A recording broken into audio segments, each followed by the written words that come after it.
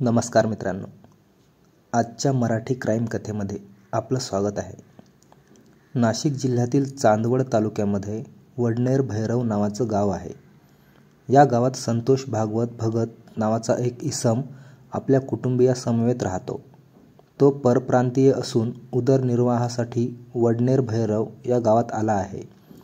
मोलमजुरी करून तो आपल्या कुटुंबाचे पालनपोषण करत होता.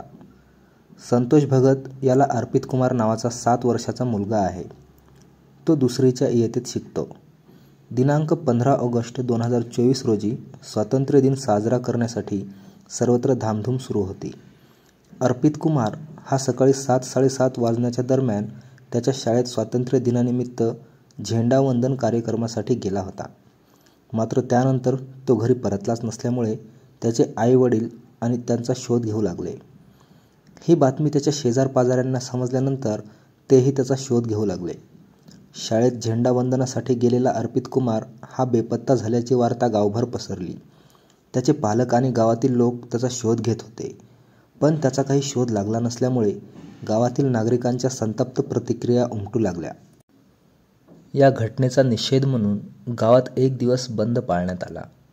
दरम्यान संतोष भगत यांनी वडनेर भैरव पोलीस ठाण्यात आपला मुलगा अर्पित कुमार संतोष भगत हा बेपत्ता झाल्याची तक्रार नोंदवली.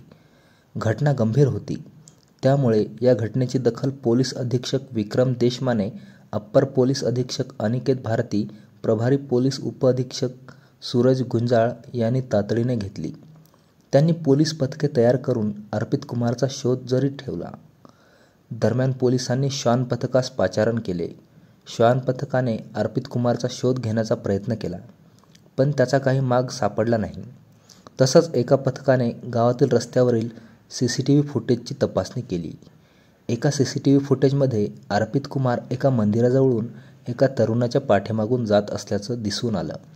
हा तरुण त्याला आपल्या पाठीमागे येण्याचे सांगत असल्याचे CCTV फुटेजमध्ये दिसून आले. या फुटेजच्या आधारावर पोलिसांनी या तरुणाचा शोध घ्यायला सुरुवात केली. हे CCTV फुटेज पोलिसांनी अनेकांना दाखवले असता दोघांनी त्याची ओळख पटवली. किशोर उर्फ बाळू मोकणे, वय 20, राहणार कोकण, टेंभी असं या तरुणाचं नाव निष्पन्न झालं. पोलिसांनी तातडीने त्याचा शोध घेऊन त्यास ताब्यात घेतले. तोपर्यंत अर्पित कुमार बेपत्ता होऊन 3 दिवस झाले होते. 4थ्या दिवशी संशयित किशोर उर्फ बाळा यास ताब्यात घेतले. त्याला विश्वासात घेऊन तर थोडा पोलिसी खाक्या दाखवून त्याच्याकडे विचारपूस करण्यात आली. तेव्हा त्याने अर्पित कुमार याची हत्या केल्याची कबुली केली.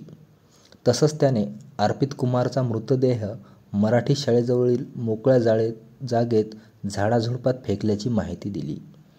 पोलिसांनी ताबडतोब त्याला सोबत घेऊन घटनास्थळ गाठले. किशोर उर्फ बाळा यानेच पोलिसांना घटनास्थळ दाखवले.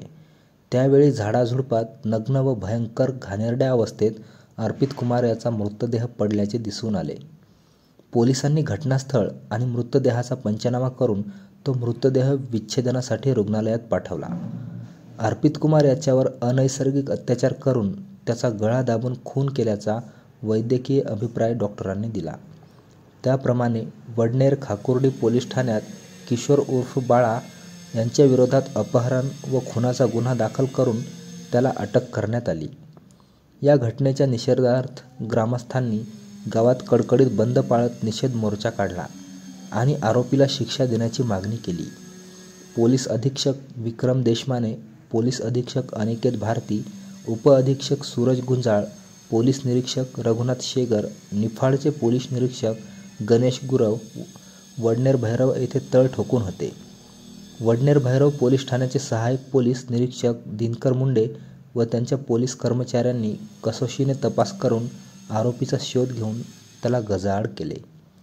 धन्यवाद.